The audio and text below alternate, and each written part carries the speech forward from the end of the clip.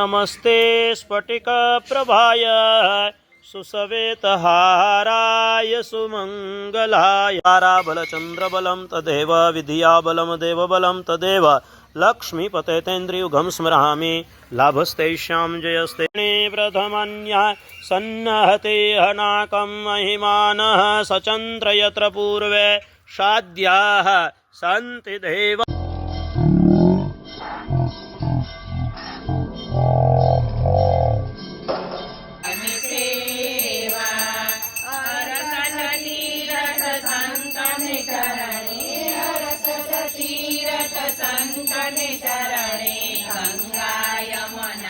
पुत्र पौत्रादि हंत शांतिर प्रयच्छ मे स्फटिक प्रभाय सुसवेतहाराय सुमंगलाय। દીવ માં સૌભાગ્યવતી મહિલાઓ દ્વારા વટ સાવિત્રીના પર્વે પતિના લાંબા આયુષ્યની પ્રાર્થના સાથે પૂજા। હિન્દુ ધર્મમાં વટ સાવિત્રી વ્રતનું અનેરું મહત્વ છે। જેઠ સુદ પૂનમના દિવસે સૌભાગ્યવતી મહિલાઓ પતિના લાંબા આયુષ્ય માટે પ્રાર્થના કરે છે। દીવમાં સૌભાગ્યવતી મહિલાઓએ વિધિપૂર્વક વટ સાવિત્રી અને યમરાજાની પૂજા કરી અને વડલા ફરતે ફરી વિશ્વાસના તાંત્રા વીંટાળી વ્રતની વિધિ કરી। શાસ્ત્રી શ્રી વિક્રમભાઈ પંડ્યાએ ધાર્મિક વિધિ કરી। જય શ્રી કૃષ્ણ। હું શાસ્ત્રી વિક્રમભાઈ પંડ્યા દીવ, આપ સૌને વંદન।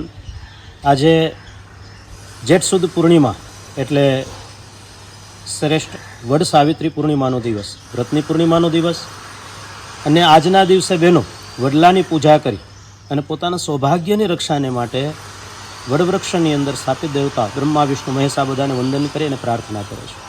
12 મહિનાની 12 પૂર્ણિમા કરી, 12 પ્રદક્ષિણા કરી, અલગ અલગ પ્રકારના 12 પ્રકારના ફળો ધરી અને વડલાની પૂજા કરવામાં આવે છે। અને જેમ સાવિત્રીએ પોતાના પતિદેવ સત્યવાન એમને યમરાજાની પાસેથી પોતે ફરી પાછા એ જીવને લઈ આવેલા, એવી પ્રાર્થના સાથે કે પોતાના પતિની અને પોતાના સંતાનોની રક્ષા થાય એવા ભાવ સાથે બહેનો ભક્તિથી શ્રદ્ધાથી વડલાની પ્રદક્ષિણા કરી, વડલાની પૂજા કરી અને આ વડ સાવિત્રીનું ઉત્તમ વ્રત કરે છે। અને એ વ્રતનો ખૂબ મહિમા શાસ્ત્રોની અંદર વર્ણવેલો છે। અને વડવૃક્ષ આપણે તો સૌ છોડની અંદર રણછોડને જોનારા છીએ એટલે વડલાની પૂજાનું ખૂબ મહત્ત્વ છે।